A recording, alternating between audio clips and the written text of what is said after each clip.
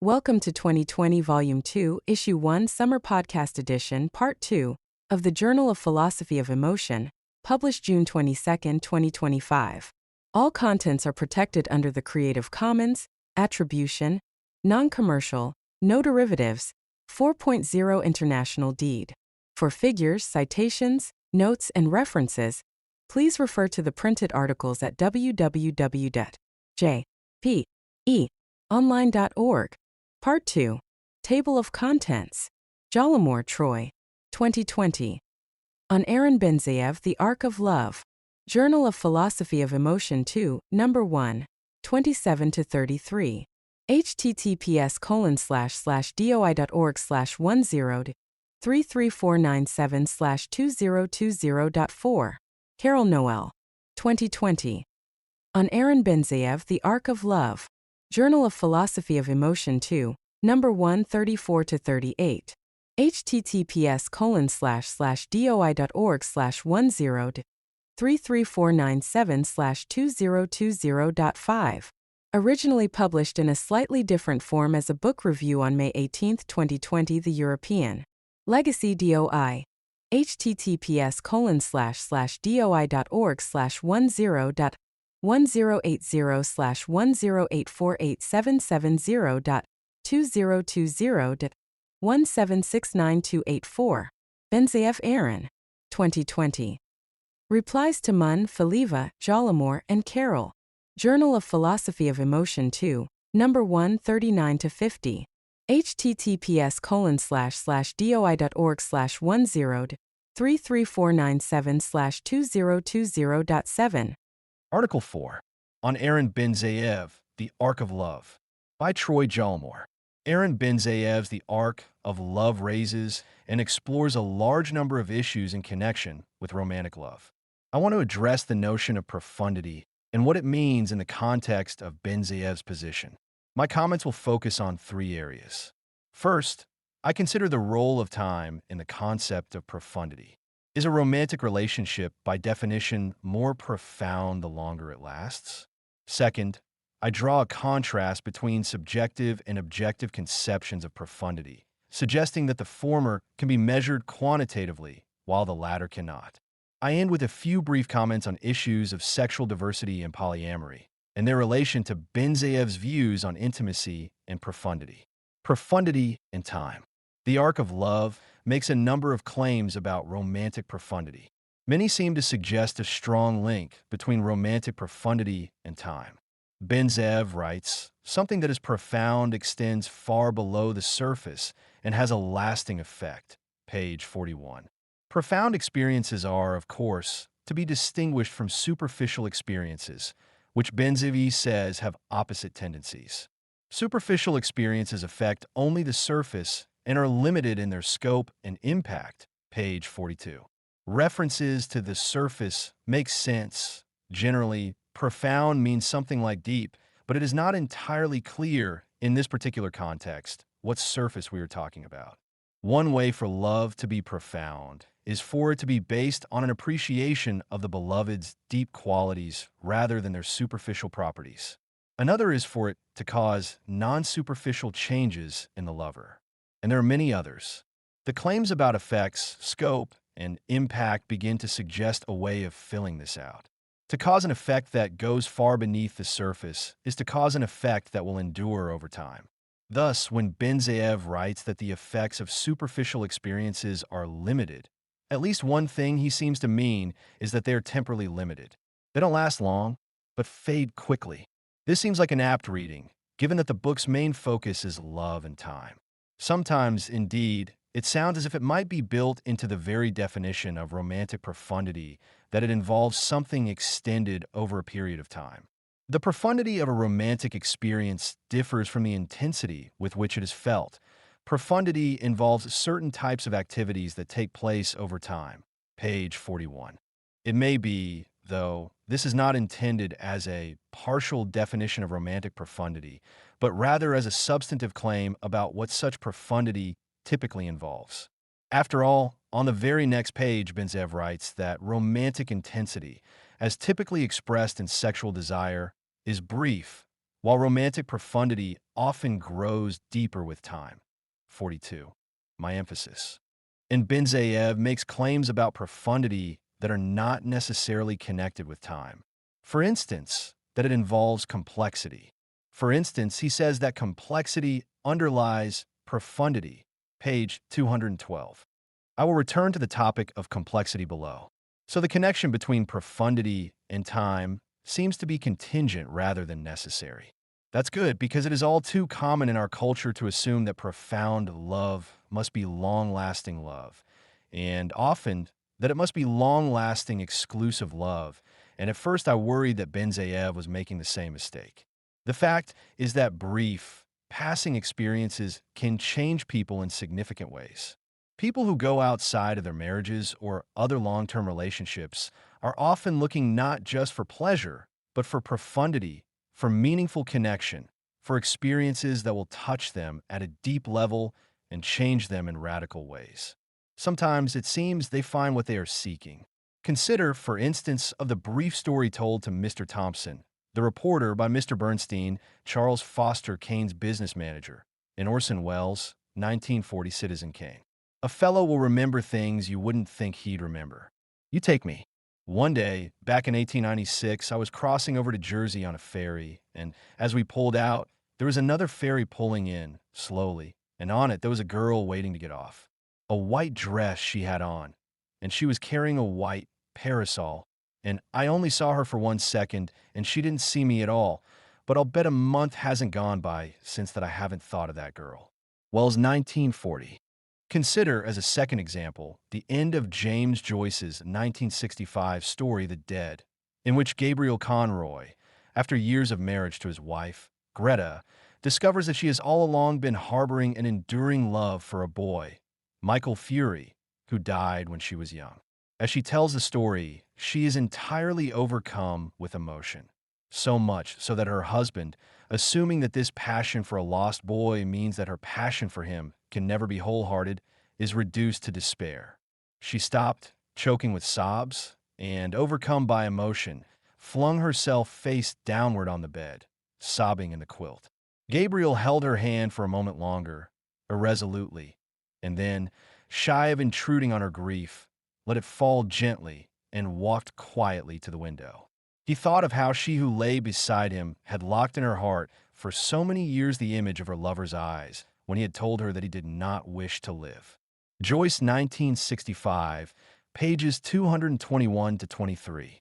It seems to me that if profundity is what we desire from our connections with others, one could hardly do better than to have an experience like Greta's. Although the relationship did not endure, being ended by death, its impact on Greta clearly has endured. This, too, might be resisted. Benzayev claims that intimacy is the essence of love, page 39. Such a view might easily be combined with the claim that intimacy can only grow over time, so that a brief encounter or a relationship that is cut short cannot involve genuine intimacy. Again, though, Benzayev seems to avoid this mistake. At any rate, he clearly allows that short relationships can involve intimacy. The experience of healthy, intimate sex is not over when both people climax, but continues with embracing, talking, and just being together. Some people, more so women, claim that this is the most enjoyable part of intimate sex.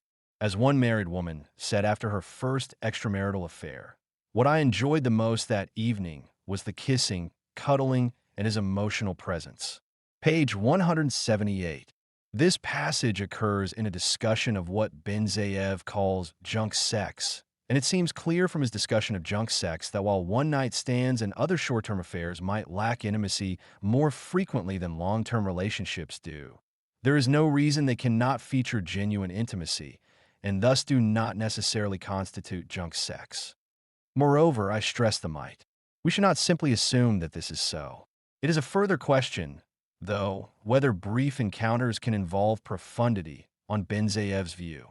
If, as he writes on, profound love requires investing a lot of quality time, page 212, it would seem unlikely that they could. Again, though, it is possible that he means only that this is what profound love typically requires, and would be willing to allow that at least in some unusual cases profundity is more quickly achieved. Profundity, impact, and value. In a number of places, Benzayev seems to suggest that truly profound love involves getting to know the beloved in intimate detail in all their complexity, something that did not and could not have taken place between Greta and Michael during the limited time they knew each other. He writes, "The lover's emotional complexity strengthens their relationship and weakens the typical decline in intensity. In profound, long-term love, the beloved is perceived as a complex human being with whom one can engage in diverse intrinsic experiences." Page 23. A bit later, responding to the worry that long-term romantic relationships will eventually lose the spark of romance, he writes, Philip Pseudo states that no matter how familiar we are with each other, we cannot get bored if we truly pay attention to the complexity of the other.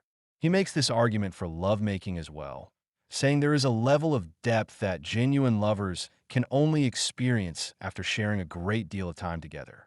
They're like musicians who, having played together for many years, come to know each other very well. Pages 40 to 41.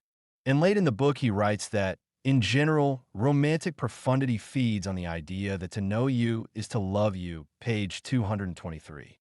The focus on complexity may suggest a somewhat different conception of profundity than what has been suggested by the passages we have looked at to this point. On the whole, the prior passages suggest a view of profundity as something that is essentially quantitative and is determined by an impact that is measurable in value-neutral terms, how long the impact lasts, how intense it feels, how many of one's habitual behaviors are altered, etc. By contrast, the competing approach views profundity as being manifested in phenomena that are not merely impactful but valuable, things like wisdom, insight, and the ability to understand other human beings. But determining when these sorts of things obtain is a qualitative rather than quantitative judgment. The two approaches are thus deeply different. Many experiences whose impacts are long-lasting or that feel intense at the time need not involve any sort of cognitive progress or grasping of profound truths. Sometimes, indeed, experiences with long-lasting effects involve precisely the opposite of cognitive progress, suffering brain damage, joining a cult, becoming a university administrator, etc. The distinction between quantitative and qualitative accounts might be especially important in cases where a romantic relationship is no longer enriching or rewarding in the ways it once was, cases involving, for instance, love for persons with dementia. Although in old age and with dementia, the shared time and activities are more limited and less diverse, they can still be part of love and intimacy. Thus, even if sick people cannot contribute to the loving relationship as much as they did before, their loving relation is the continuation of what it was before. Page 199. The idea that a post-dementia relationship should be seen as a continuation of what it was before will no doubt strike some readers as surprising. Our reaction, of course, depends on just what we mean by continuation. Some would want to say that while the post-dementia relationship is indeed, in a sense, a continuation of what went before, a continuation of the relationship, and most likely a continuation of some form of love, it is no longer profound love. But on the next page, Benzayev claims that at least in many cases, profound love is indeed possible under such circumstances. While individual experiences differ widely, dementia does consistently mark a change in the way that partners relate to each other and interact. This is not a barrier to profound, though limited, love, but it requires significant adjustments to the new type of relationship. Page 200. This, too, seems rather surprising. After all, the ability to achieve and maintain a sophisticated and insightful cognitive grasp of a human being in all their complexity is just the sort of thing that is likely to be threatened, if not extinguished, by the affliction of dementia. If that is what profundity is supposed to consist in, we should probably not expect to find it in these kinds of tragic circumstances. Of course, if we understand profundity in terms of deep and enduring impacts, then there's a sense in which caring for a person with dementia, or anyone else who needs high levels of care, might, like any other difficult experience, be a profound experience. A person who suffers a severe injury, or is diagnosed with a terminal illness will surely be greatly, i.e., profoundly, impacted. But while such an impact might bring wisdom, insight, or understanding, it is by no means guaranteed to. So the connection with profundity in the deeper, qualitative sense seems contingent at best. On the whole, I tend to agree with Neil Delaney, 1996, that in such cases what remains is typically no longer a relationship of romantic love, but rather one of what Delaney terms loving commitment, 1996, page 351. And for this reason, I am skeptical regarding the claim that the relationship that remains is properly understood as a continuation of what existed before. Profundity, monogamy, and diversity. A position that places as much importance as Benzaev's does on relationship length and profundity might have been expected to take a fairly traditional view regarding monogamy and lifelong commitment. Profound love, he writes, requires investing a lot of quality time. Page 212. Many would argue that the required time investment would leave little time for investments elsewhere. They might argue, too, that since profundity also requires intimacy, it is incompatible with open sexual relationships, which endanger intimacy, or perhaps simply make it impossible, by inviting in other sexual partners. But what about the risk of sexual boredom? Here, we might have expected Benzaev to deploy Philip Pseudo's 2000 view, mentioned earlier, in defense of an ideal of monogamy. If it is true that, no matter how familiar with each other, we cannot get bored if we truly pay attention to the complexity of the other, we need not resort to other partners in order to avoid boredom. We need only pay better attention to our partner. But Benzaev turns out not to be a rigid supporter of monogamy or of fidelity traditionally conceived.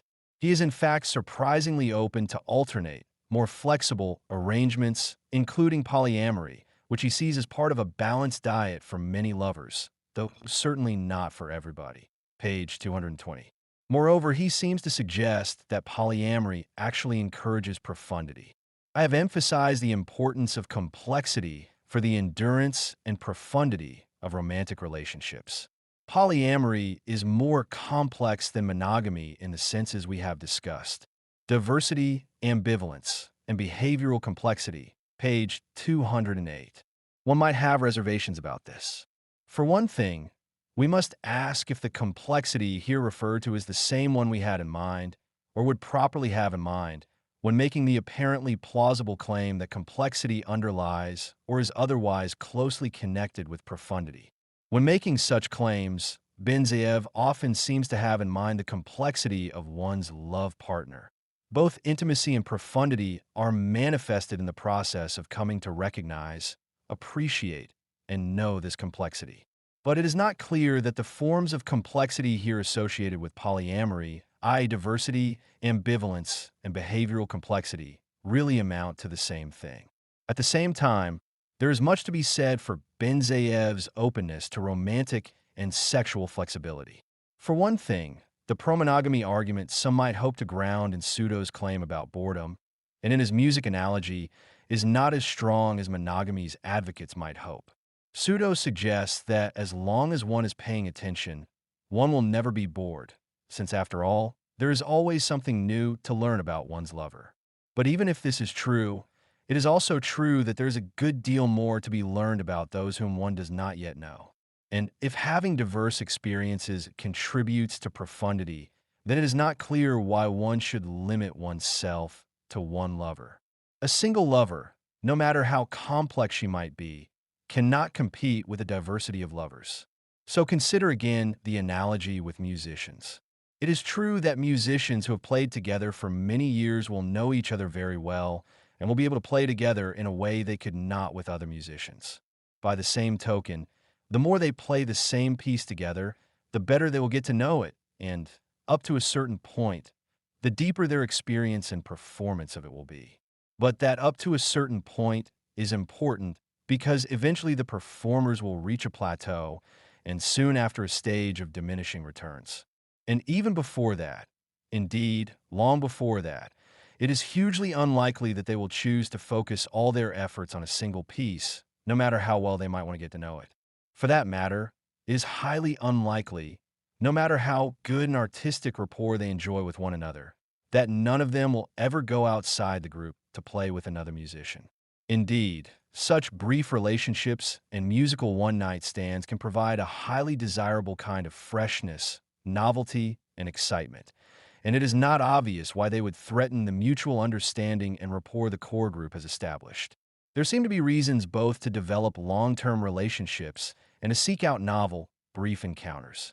The most plausible view, one might suspect, is that profundity combines and balances change and stasis, which seems to lend credence to Benzaev's view that what we should want is a balanced diet. That said, this leaves open a great many questions about what a balanced diet would consist in, and Benzaev's suggested answers to this question are, perhaps a necessity, somewhat tentative and exploratory. A great deal will depend on how we answer questions about intimacy, such as those raised above. Is achieving true intimacy with one's current committed partner compatible with enjoying other, less committed relationships on the side? If so, some form of polyamory may be recommended. If not, the most likely alternative is not full-fledged committed monogamy, i.e. one partner for life, but rather some form of serial monogamy. Even if we can only make one romantic relationship at a time work, there would still seem to be reason to pursue multiple relationships in one's life rather than just one.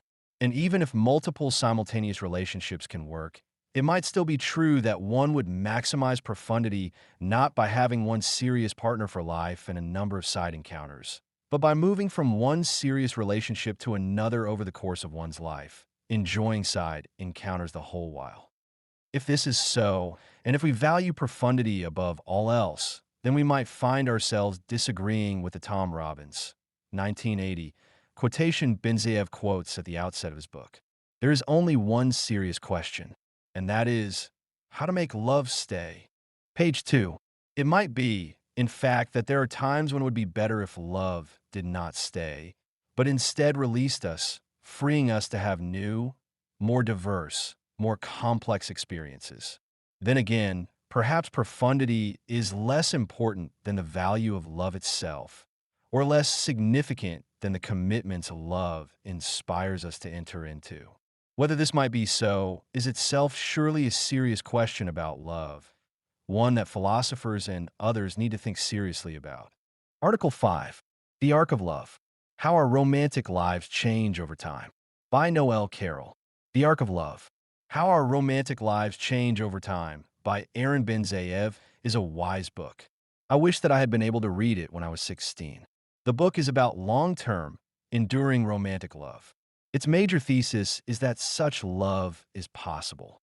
On Benzaev's view, long-term, enduring romantic love is historical, requiring time to develop, which involves care and nurturing for the other's best interests and mutual flourishing as a result of being based upon shared, intrinsically valuable experiences and activities, including sex.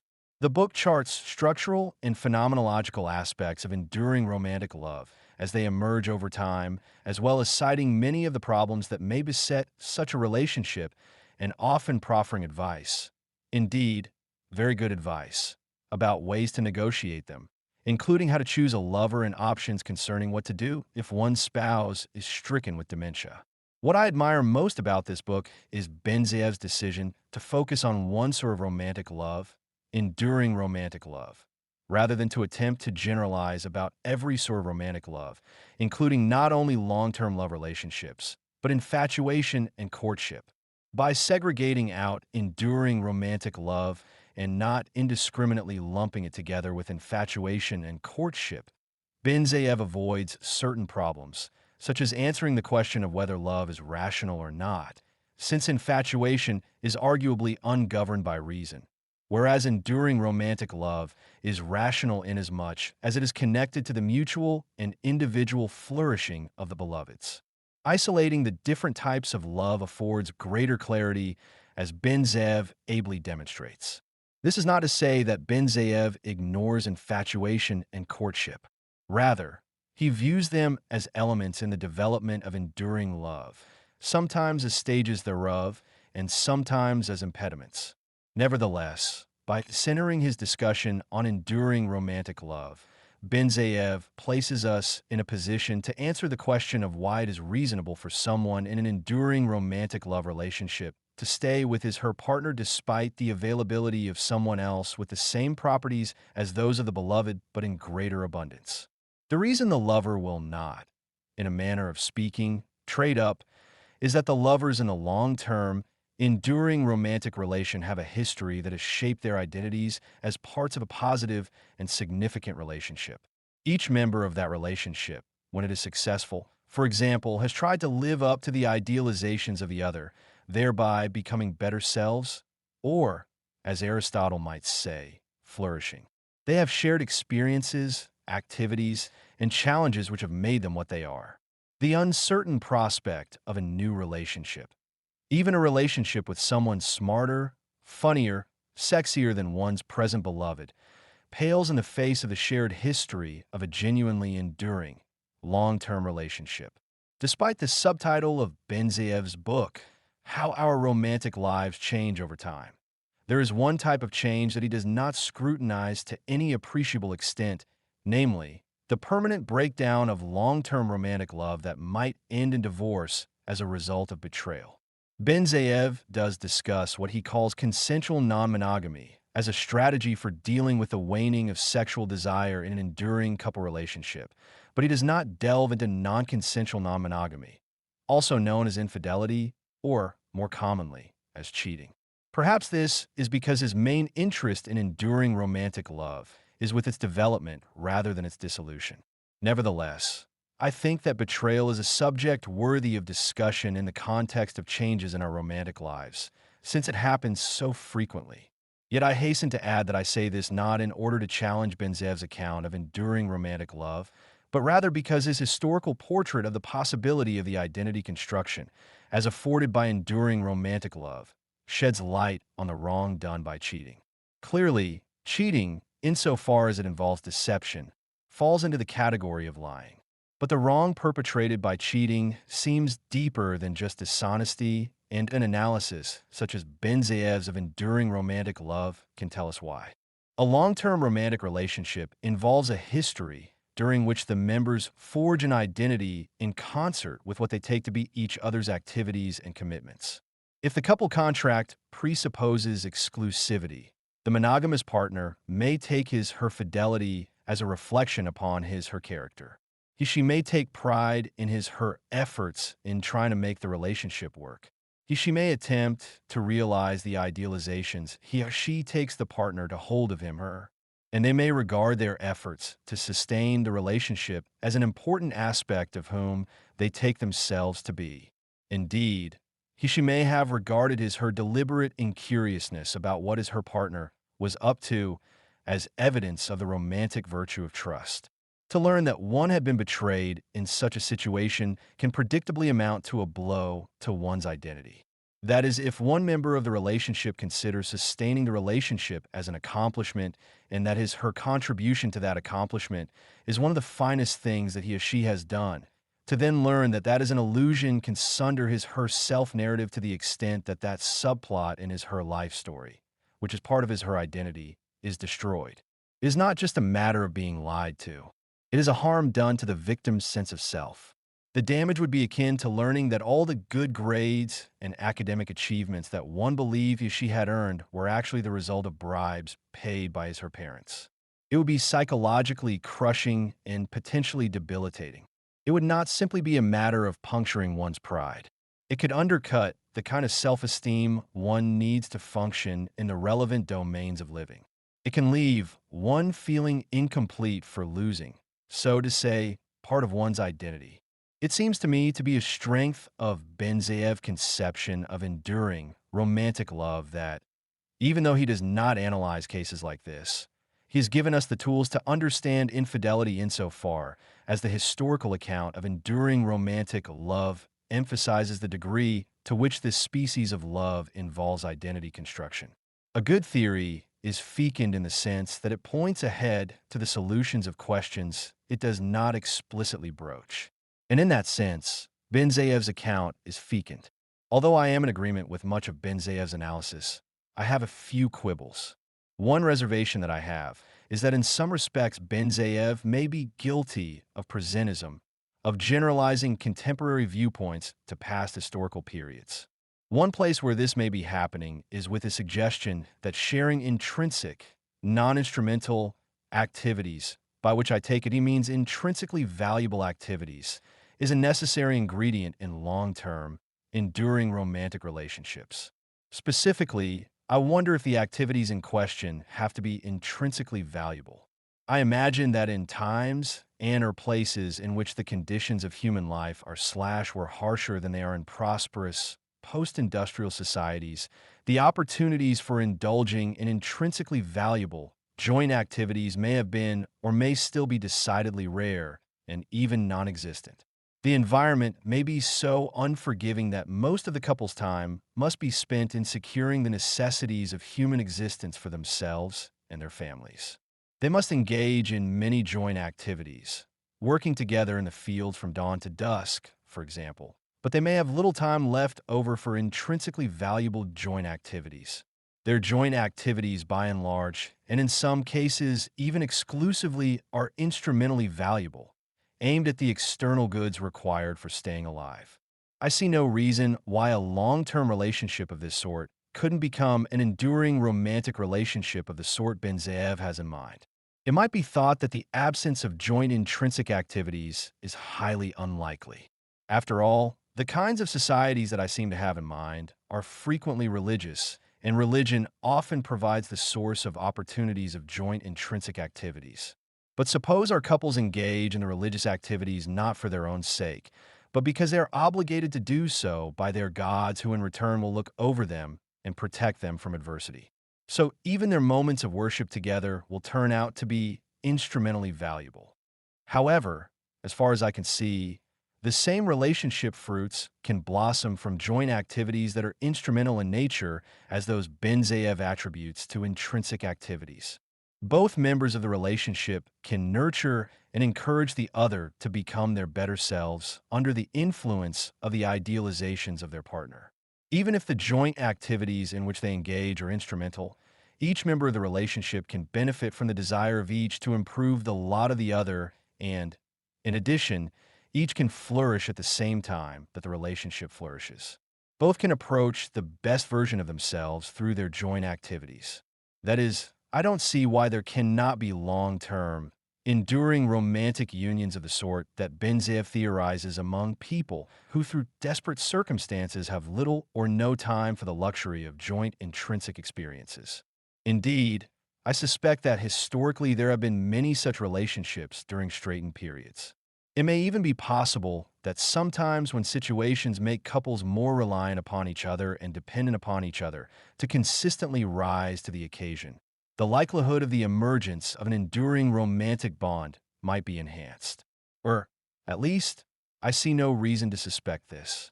Benzayev's account of long-term, enduring romantic love is not merely descriptive.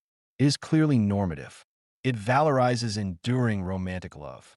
This is apparent from the recurring contrast Benzayev draws between it and various contemporary sexual practices, which he repeatedly criticizes for placing more weight on the quantity of erotic experience rather than its quality, as occurring at an accelerated pace rather than slowly and deliberately, and as preferring intensity rather than profundity.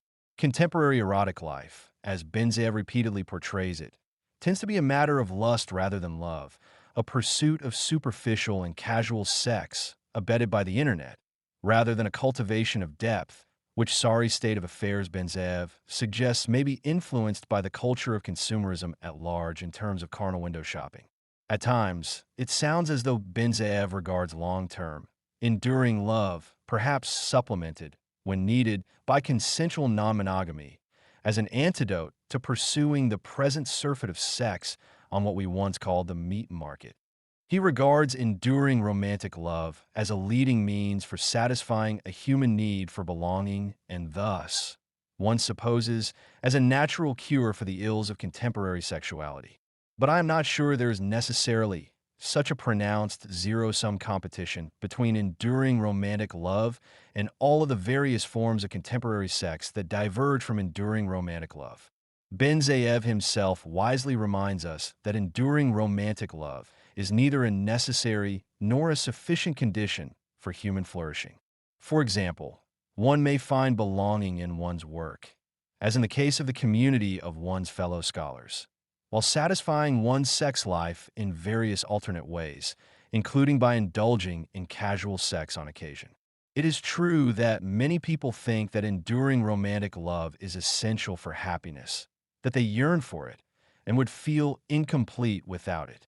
But there are other forms of modi vivendi, other forms of combining one's projects with one's sex life, which need not be stultifying as Benzayev portrays contemporary romance.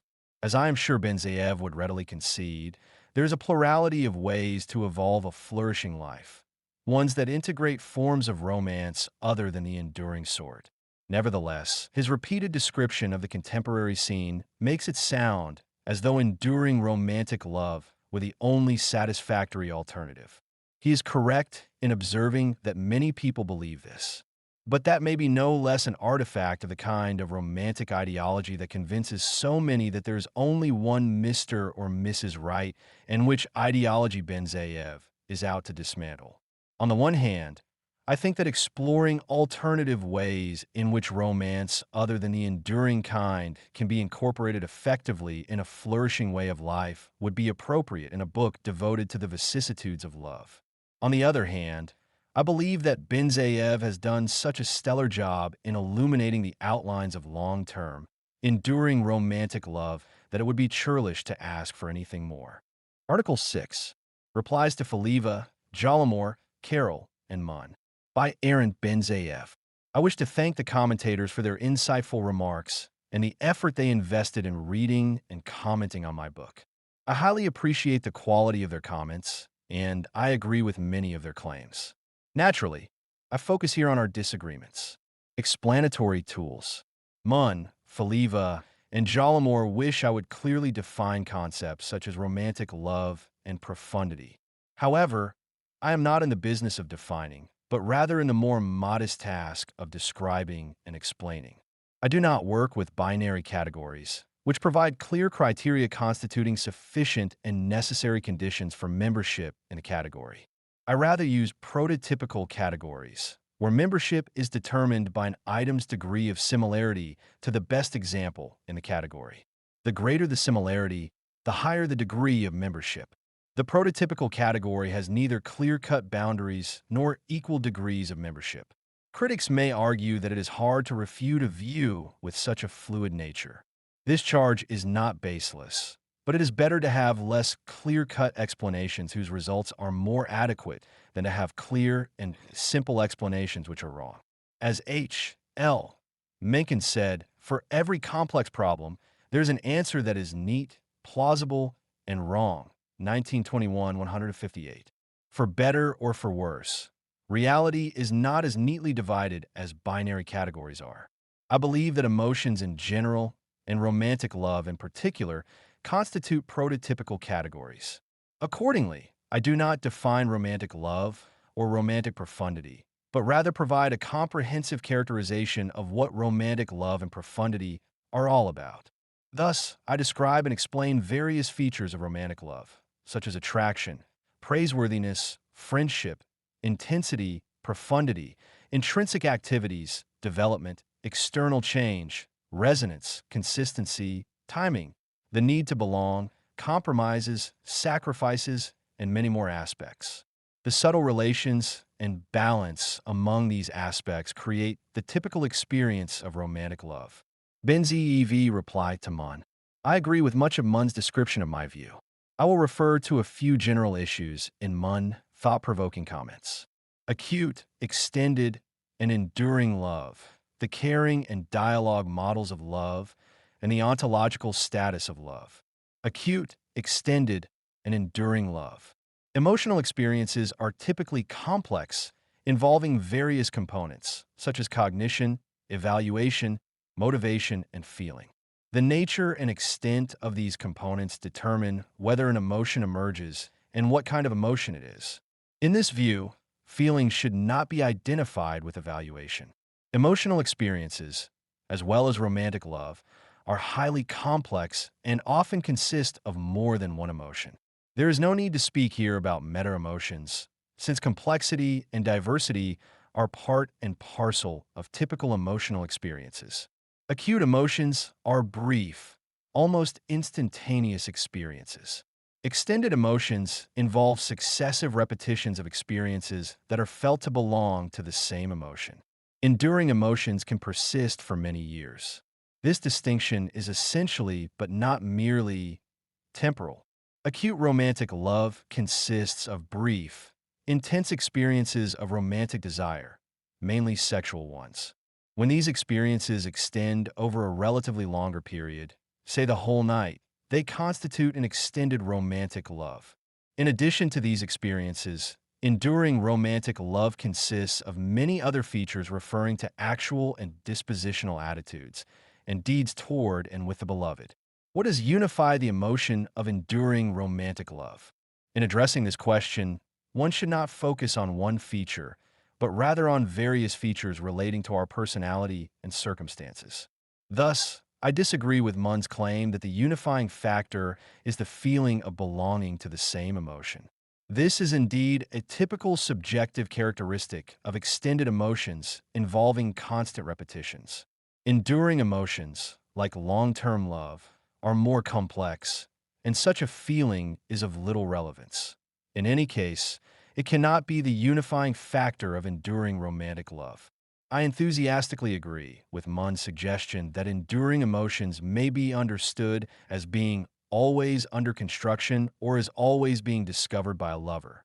Munn 2024. There is an enduring profound love, both a process of developing, which enhances the lover's suitability and personal flourishing, and a process of discovering or unfolding, which involves bringing out the best in each other. The feeling component. I agree with Munn that one may consider feelings as having a primitive level intentionality.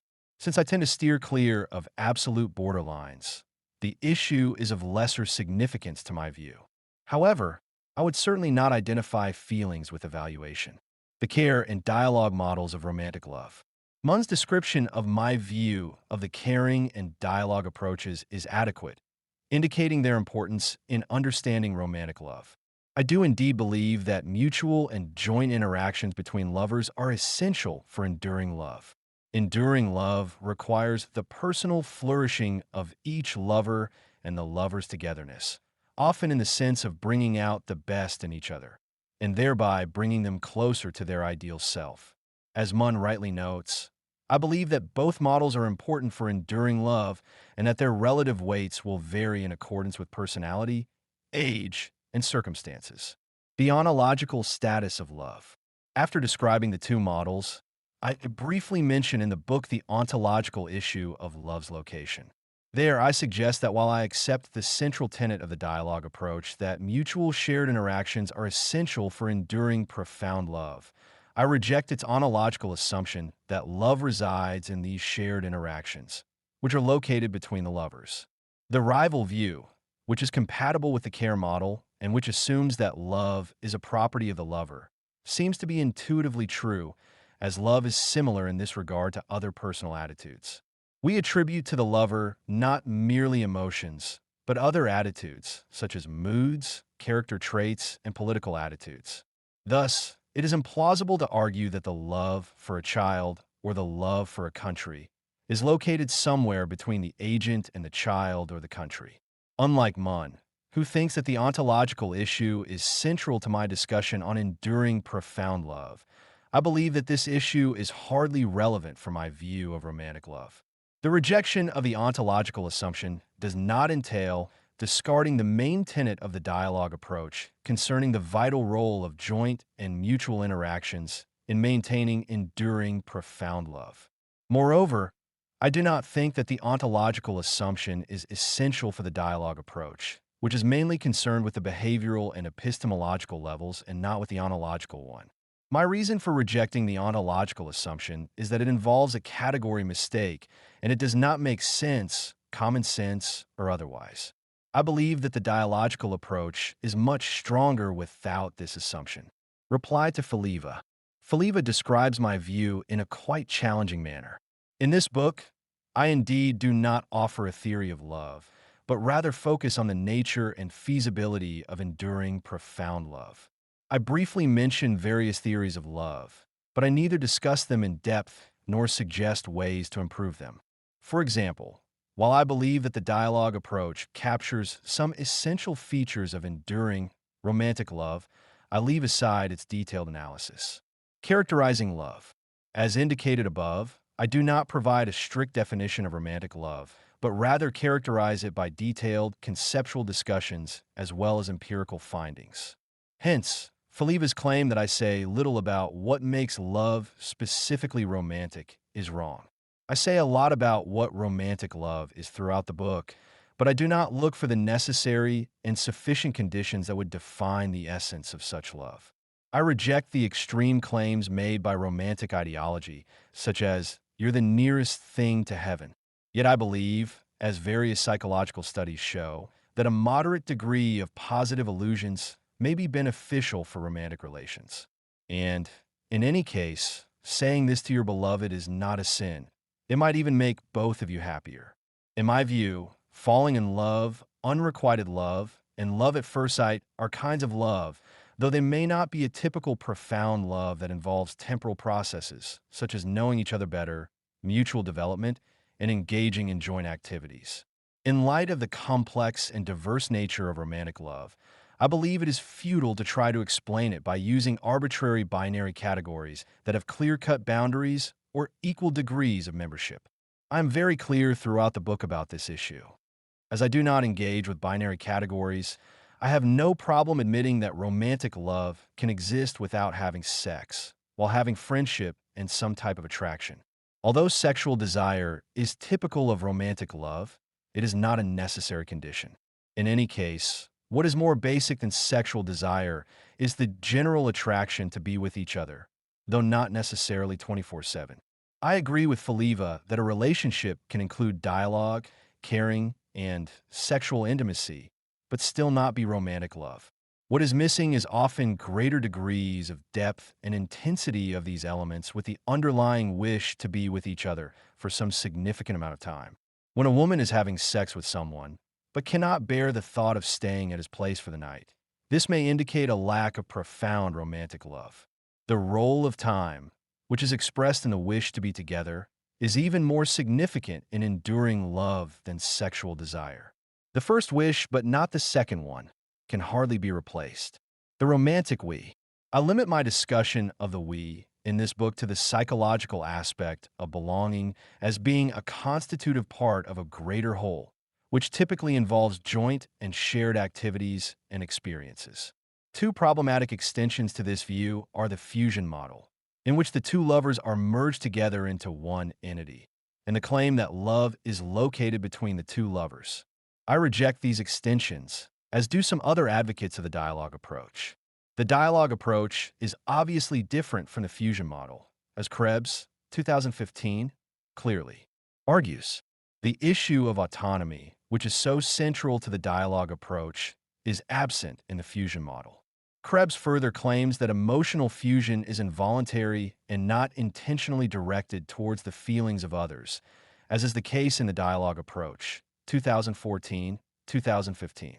Faliva claims that people in love no longer think of themselves as fully independent and separate, Faliva 2023.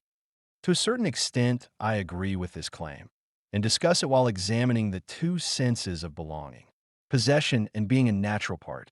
Belonging in its literal sense of possession is inappropriate in any relationship, as it implies ownership and control. However, in the sense of being a natural part, it makes sense as it enhances a unique romantic bond.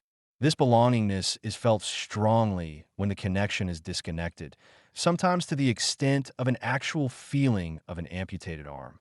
As long as we want to maintain the romantic connection, we indeed become, in a certain sense, less independent and separate. Belonging increases the similarity between the two individuals, but this is quite different from creating we-entity and even we-identity. Faliva agrees with the importance I attach to the we in romantic love, but indicates that I should further develop it to include Buber's notion of I and thou, which is crucial to romantic love. Faleva's ideas in this regard are quite interesting, and I accept some of them, but they go beyond the scope of my book. Nevertheless, I am not sure that I agree with the claims that the I and thou phase never ends, Faleva 2024, and that unlike romantic love, parental love does not involve a profound we perspective, Faleva 2023. Love is a capacity. Faleva discusses my claim that love is not like butter. It doesn't get thinner the more widely we spread it. Benzayev, 2019, 210. I claim indeed that love is not an entity with a fixed energy, but a capacity that, when properly used, generates increasingly positive energy in the sense of using it or losing it. Hence, there is no point asking people, as various love songs do, to save their love for the asking person while not using it. Yet there is also a sense in which love is like butter. Love requires much investment of time, effort, financial resources, and emotional availability. All of these are limited, and some, such as time, are also fixed in quantity. In this sense, you cannot spread love too thin and expect to gain romantic profundity. Thus, a polyamorous woman once said that she wishes to have 5 romantic partners, but she knows that she does not have time for 5 lovers. And anyway, her husband would not allow it. Parental love, too, is limited, though less so than romantic love. The limitations in both cases stem from the fact that love requires resources, and especially time, which are limited, and if you invest them all in one person, you will have less time for others. Faleva further asks whether the we, 2 people share, can survive the addition of a third person. I have discussed the nature of polyamory, claiming that it may be suitable in some circumstances, but not in many others. We can be in groups greater than 2, and, indeed, polyamorous groups constitute such a group in which members are connected and dependent on each other. However, one aspect of romantic profundity is the length of the relation. I have argued that the length of polyamorous relations is shorter than that of monogamous relations. Reply to Jalmore. My view is close in various respects to Jalmore's view on love, which I often recommend to my graduate students.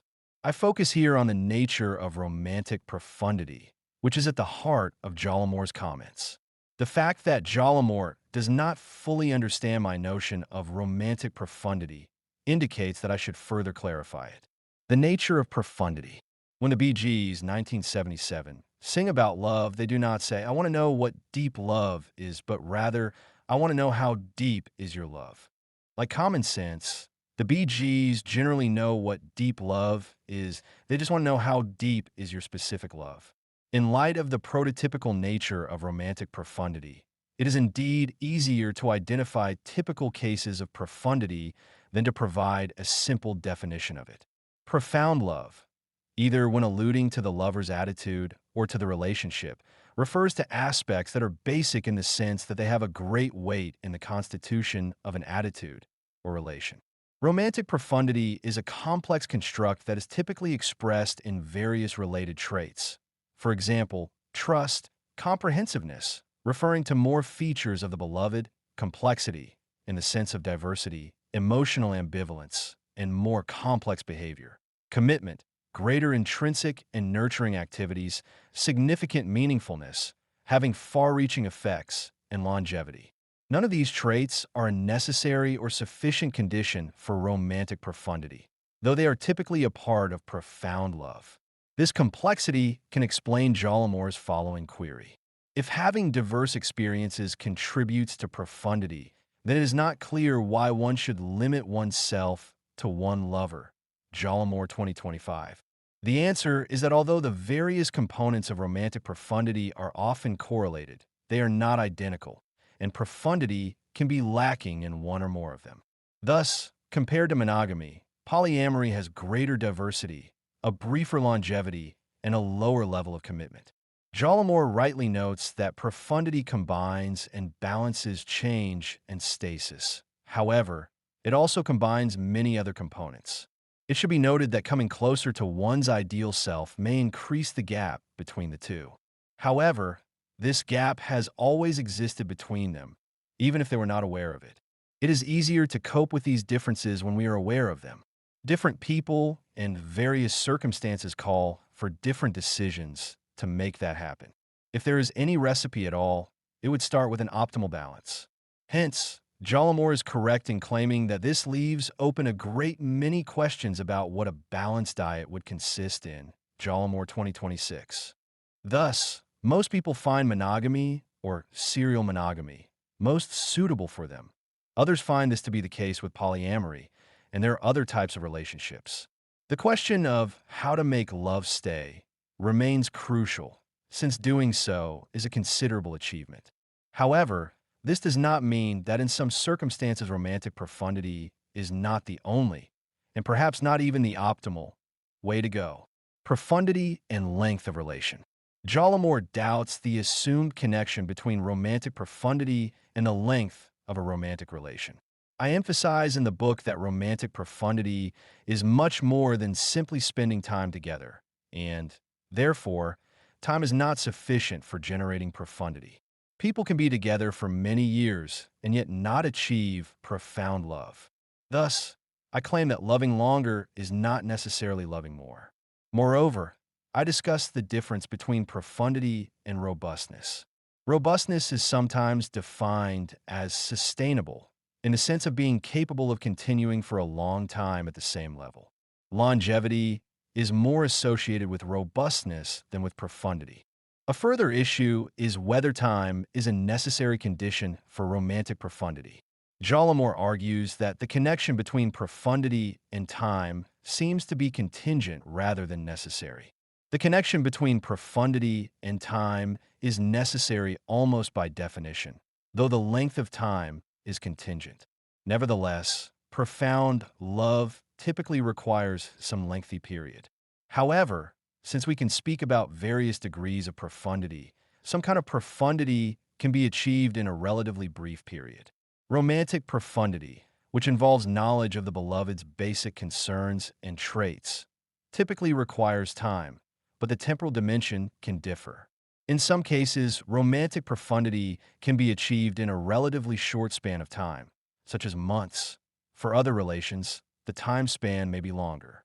In all romantic relationships, time can enhance profundity. In this regard, we can distinguish between momentary and temporary experiences. The former are very brief encounters, to use Jallamore's adequate terminology, while the latter can be of different durations. Love at first sight is a genuine love, but we would not say to someone after 10 minutes of knowing her that we are profoundly in love with her. We can say that we loved her at first sight, or better, at our first meeting, and we believe that over time our love will deepen. Although longevity is neither a sufficient nor a necessary condition for profound love, the two are typically associated. This is so because romantic profundity typically enhances the flourishing of both lovers, thereby reducing the incentive to be separate. The fact that profundity is typically associated with both longer duration and far-reaching effects does not mean that short duration cannot have far-reaching effects. Significant romantic changes can occur swiftly, as in the case of love at first sight. In the movie The Hours, 2002, for example, the character of Virginia Woolf says, "A woman's whole life in a single day." Just one day, and in that day, her whole life. There are indeed circumstances, such as the day that two lovers first meet, in which one day makes the whole difference. Profundity, impact, and value. Jallamore rightly indicates the presence of both quantitative and qualitative aspects of romantic profundity and wonders how they can coexist since they are deeply different. Jallamore 2024. It is hard for me to understand how such a complex human experience as romantic love can be understood without these complementary, rather than competitive, aspects. In my book, I describe a brain study confirming the claims of 17 people who have been married for an average of 21 years and reported being intensely in love with their spouses. Their brain scans revealed a significant activation in key reward centers of the brain, much like the pattern found in people experiencing fresh love, but vastly different from those in companionate relationships. Acevedo, all 2012. In this study, quantitative aspects of brain activities are correlated and thereby confirm a qualitative claim of experiencing fresh love after 20 years of marriage. The qualitative, subjective experiences of intense and profound love are not floating freely in the air. They take place within a biological framework having quantitative, objective aspects that can be measured. Such connections provide us with robust knowledge of romantic experiences. This does not imply, needless to say, that knowing one level of discussion, e.g., scans of the brain, can solve all the problems of understanding romantic love, but the correlation indicates the importance of combining these two aspects in a complementary manner. Navid et al. 2014. The Michelangelo effect illustrates this duality, bringing out the best in each other while pushing each lover closer to her/his ideal self involves both qualitative, subjective, and quantitative, objective aspects. Moreover, the connection is not a simple linear connection. Romantic profundity can consist of different combinations of various qualitative and quantitative components. It should be noted that coming closer to one's ideal self may increase the gap between the two. However, this gap formed the basis of the interactions between them. In case of such conflicts, it is better to live with them, though the differences may be obvious to each partner. I believe that personal thriving, which I consider to be crucial for romantic profundity, has both qualitative and quantitative aspects. Romantic love, as an attitude, has strong qualitative elements, such as feelings and personal experience. However, enduring profound love should be more sensitive to quantitative aspects. Profound romantic love does not consist merely of subjective feelings of attraction. Love involves, among other things, knowing each other, joint activities, actualizing the lover's personal capabilities, and flourishing. Achieving all those require taking into account, over the course of time, objective features in our environment. Jalomor agrees that knowledge, which takes time to acquire, is required for profound love and, hence, time is constitutive of romantic profundity. However, I do not view such knowledge as necessary for romantic profundity.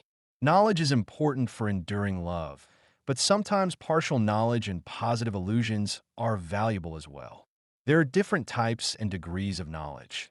Not all of them are conducive to romantic profundity. A detailed knowledge of a lover's past sexual interactions, for example, may harm the current partner.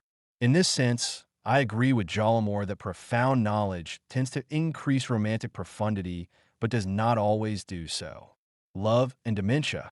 Jalomor raises some doubts concerning my claim that in some cases we can see a kind of continuation of the love of a healthy spouse for a spouse suffering from Alzheimer's disease, AD. It should be mentioned that my discussion in the book mainly concerns the love of the healthy partner and not of the sick one.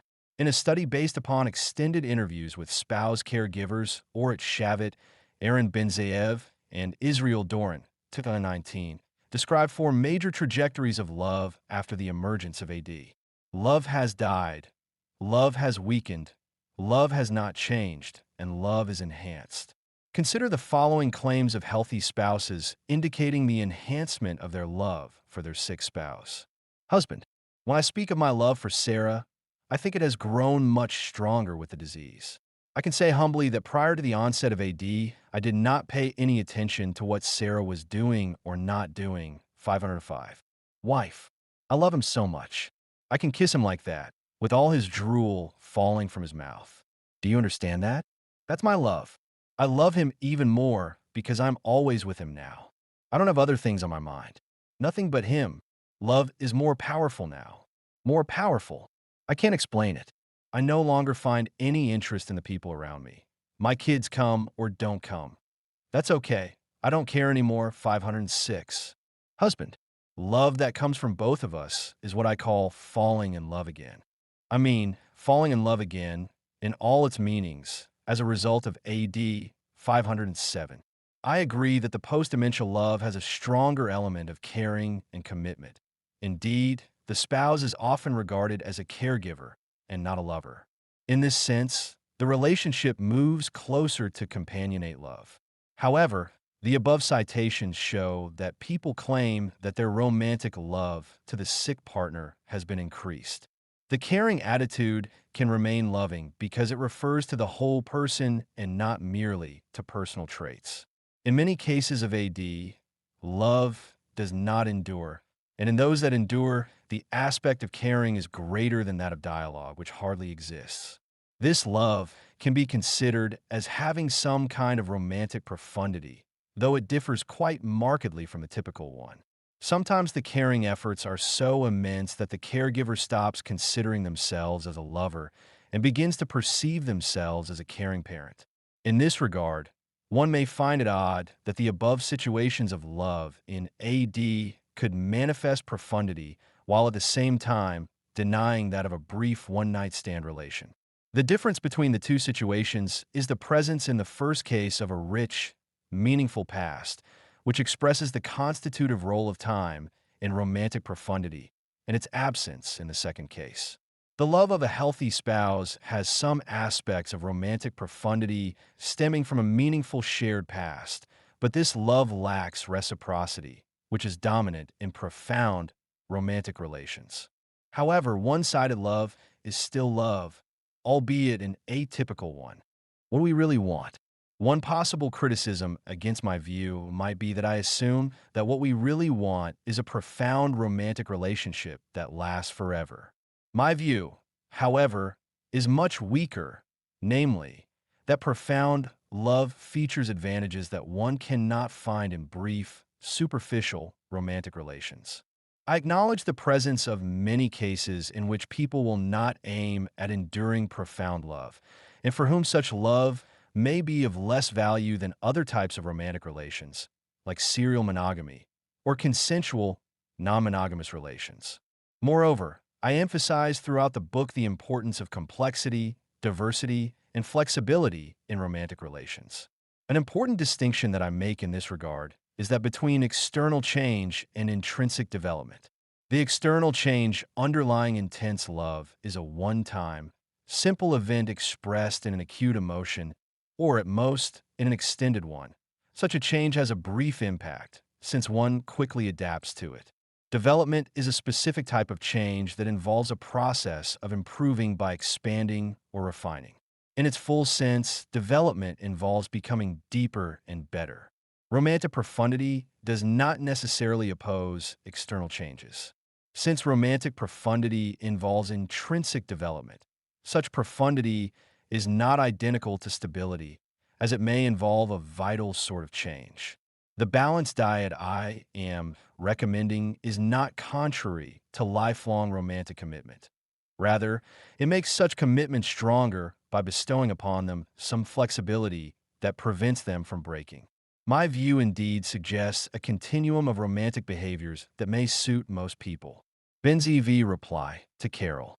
Carol clearly identifies the major themes of the book, such as focusing on long-term, enduring romantic love, while arguing that such love is possible, presenting a position to answer the question of why it is reasonable for those in an enduring romantic love relationship to stay with their partner despite great romantic abundance. The uncertain prospect of a new relationship, even a relationship with someone smarter, funnier, sexier than one's present beloved, pales in the face of a shared history of a genuinely enduring, long-term relationship. Enduring love is a process involving an identity construction. Carol raises the interesting charge that I may be guilty of presentism, i.e., of generalizing contemporary viewpoints of romantic love to past historical periods. This is especially valid when I praise the role of intrinsic activities in profound loving relationships. In response, I would like to mention that, like Aristotle, I consider intrinsic activities to be central to our happiness and flourishing. I agree, however, with Carol that in the past, it was harder to make intrinsic activities central to romantic relations. Thriving often requires resources, which are not available to everyone. Because of such material hardship, love was not a necessary condition for getting married until about 200 years ago. This does not mean, of course, that marriages previous to our time were loveless. It just means that love was not a requirement for marriage. Eli Finkel, 2017, claims that it was only in the 1960s that self-fulfillment came to be perceived as a criterion for marriage in the U.S.